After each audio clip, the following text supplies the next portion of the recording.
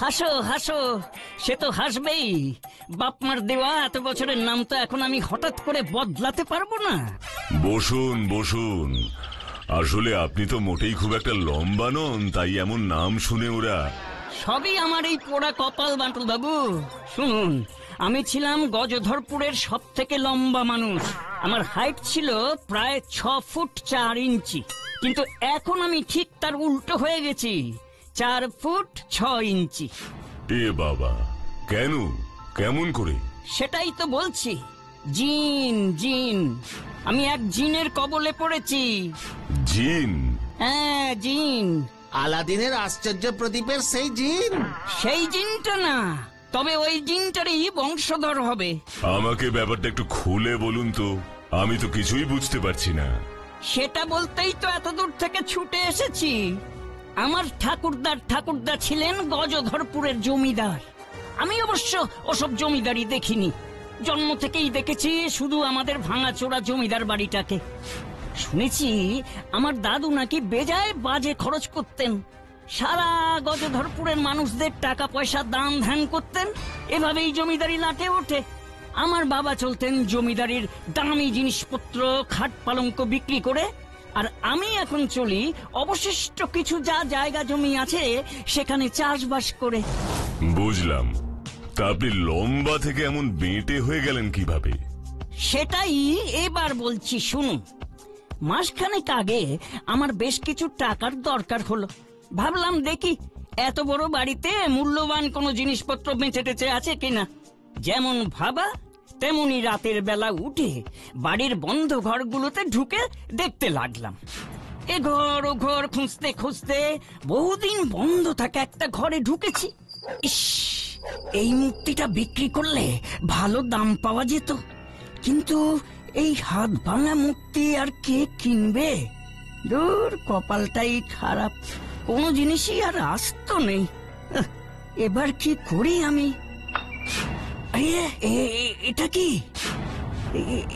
এটা তো একটা প্রদীপ। এখানে এটা কিভাবে এলো? প্রদীপটা যে এখনো বেশ চকচক করছে।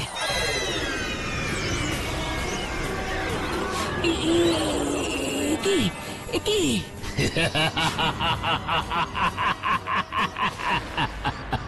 হুজুর, এতদিন পর আমাকে আবার ডাকলেন কেন? কি তুমি কে? আমি হলাম এই আশ্চর্য প্রদীপের জিন। জিন? সেই আলাদিনের জিন? না না, আলাদিন বাবুর কাছে যে জিনটা এসেছিল সে ছিল আমার দাদুর বাবার ঠাকুর দাদার বড় দাদুর ছোট ভাই। ও, তার মানে তুমি আলাদিনের সেই আশ্চর্য প্রদীপের জিনটার বংশধর? সেরকমই বলতে পারেন। তাহলে তো ভালোই হলো।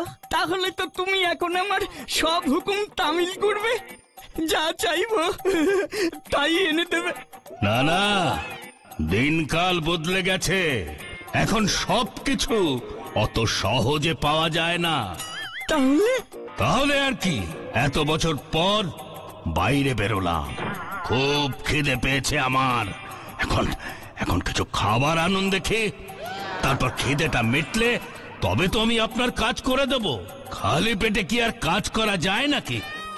কি মুশকিল, এদিকে উল্টো কেস হলো। আমারই খাবার জোটে না, আমি আবার তোমাকে খেতে দেব কি করে? ঘরে 2-3টে রুটি ছিল, সে তো আমি কখনই খেয়ে নিয়েছি।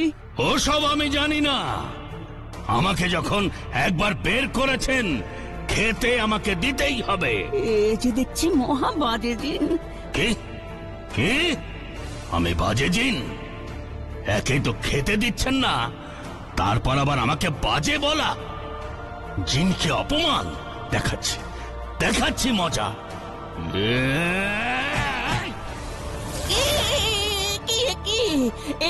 আপনি কি করলেন আমাকে? রে বাবা, ঘুষিটা একটু জোরেই হয়ে গেছে দেখছি। কিছু মনে করবেন না হুজুর, খিদে পেলে আমার আবার মাথা ঠিক থাকে না। এই দেখো দেখি, এখন আমার কি হবে? কি আবার হবে? বেটেই থাকুন। ওহ, বেশিক্ষণ বাইরে থাকলে খিদেটা আরো বেড়ে যাবে। তখন তখন আরো 2-4 খা দিয়ে দেব, একেবারে মশার মতো হয়ে যাবেন। তার থেকে বরং প্রদীপের ভেতরেই ঢুকে যাই আমি।